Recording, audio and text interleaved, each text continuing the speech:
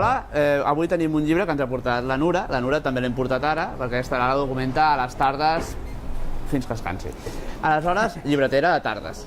El Lluís passa al matí i ens ha portat un llibre, El caso Ann, Gustavo de Sal, editorial Interzona, que és argentina però ho imprimeix a Jaén.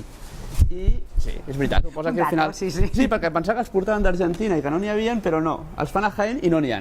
Perfecte, no n'hi ha enlloc. I aleshores haig de dir que m'ha agradat molt. Molt bé. Però per què aquest llibre me l'has... És l'última lectura que he tingut així que més m'ha cridat, és l'última lectura que he fet del tirón, no vaig poder-la deixar. O sigui, vaig arribar, estava a casa de la meva mare, vaig arribar, me'l va posar a les mans i em vaig quedar asseguda a la taula fins que me'l vaig acabar, tal qual. Bueno, a mi m'ho vas dir i és veritat.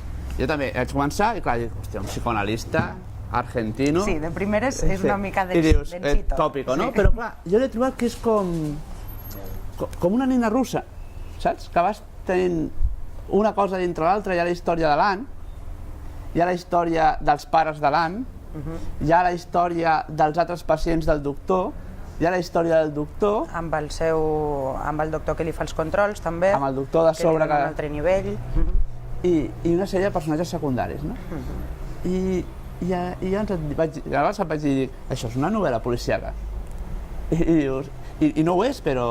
No ho és, però té el ritme de thriller i sí, realment està plantejat d'una manera que no...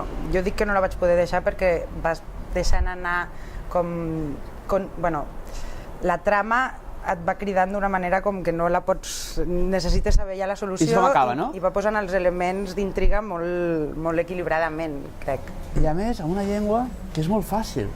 Sí, aquesta és una de les coses que volia destacar, que precisament, tot i que estem dins del camp de la psicoanàlisi i que és un camp que pot ser molt complicat i molt complex, l'interès que té en part és que està plantejant realitats molt complexes però d'una manera molt planera i és un dels tons habituals d'aquest escriptor, tot i que ell ha escrit ficció altres vegades, ficció pura i dura, en aquest cas parteix d'un cas real i ell el que fa és exposar això, aquestes realitats de la psicoanàlisi, aquestes estructures, aquestes...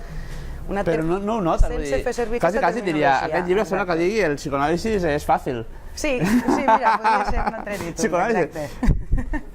El recomanem? El recomanem moltíssim, i tant. El caso Ann, Gustavo de Sal, Interzona, recomanat si el trobeu a algun lloc perquè de moment no n'hi ha. De moment no n'hi ha, però n'hi haurà més perquè aquesta, de fet, és la segona edició, sí, ho sé. De fet, n'hi haurà més, la primera edició era en tapadura, va sortir, es va esgotar rapidíssim, aquesta és la segona edició, tornarà a sortir en breus i també tornarà a sortir una continuació perquè el cas... O sigui, aquí el personatge... Hay un caso Ann 2? No un caso Ann 2, però més casos del Dr. Palmer, que és l'alter ego del... És com és una sèrie policíaca? És una sèrie policíaca, sí.